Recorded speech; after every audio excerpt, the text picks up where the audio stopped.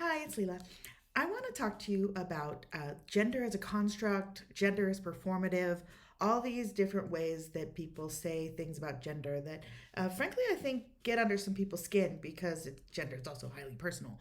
Um, I want to explain a little bit about my understanding of this and what I have learned with having both a genderqueer spouse and a lot of genderqueer friends, and really taking a good hard look at my own gender identity and understanding what I am. And for the record, I am not genderqueer. I am very much cisgendered female, but I identify a lot of things about myself as feminine that other people might identify as masculine. Um, what we're getting at here, what the basic principle of this is that how we express gender, so male or female, woman, man, boy, girl, is something that has changed over time. It's different culturally. It's influenced by a lot of things that have nothing to do with your body and how your body is. Also, a part of this is the recognition that there have been people who defied gender norms, meaning whatever the society has set out for how gender should be performed, how we should act if we are acting our gender role.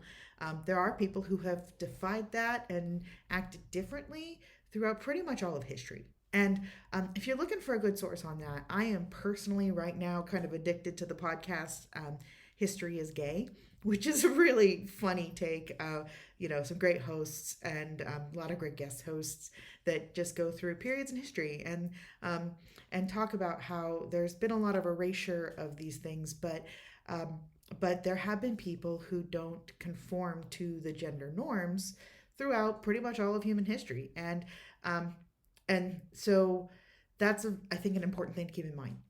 Also, though, what is male and what is female, what is masculine and what is feminine, is something that has changed a lot over history. So, for example, wearing pants is a simple one.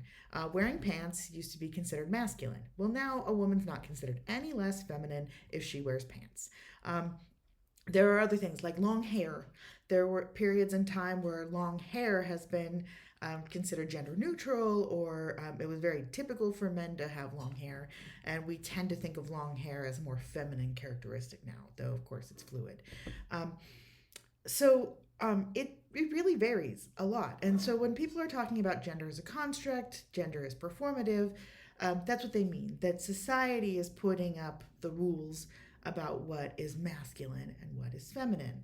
Um, and also, to a certain degree, shining a light on the fact that there have always been exceptions to those rules. Um, Genders also in the past had a lot to do with your role. And we are in a place where, frankly, women's equality is very much necessary and has been for thousands of years now. And we're really reaching a point where we are in something of a golden age of women being able to really take our place in the world. Not quite there yet, but we're getting there. And that is raising more of these issues. For example, I am a major breadwinner in my family. I make twice as much money as my spouse, and I have the more demanding professional career.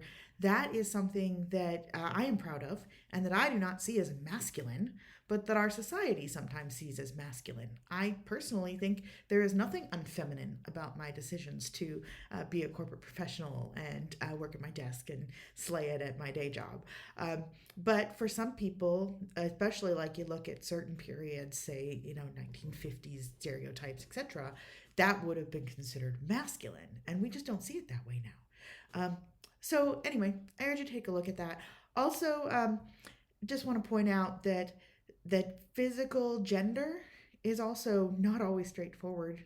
A lot of people have characteristics that do not necessarily align with how their genitals look. So, um, highly personal, highly individual, and I hope this helps some of you look at this in a slightly different way because ultimately, I mean, my take on the whole thing is that we are each unique individuals that live our own lives, and we each need to find the roles and the rules that we want in our lives, and that trying to tell somebody else what their identity is overstepping and frankly intolerant. And I think that's true whether you're talking about somebody's gender and how they choose to identify as a gender, talking about their faith, talking about any element of a person's being, provided that that person's not harming others. And um, yeah, I think we lose sight of that.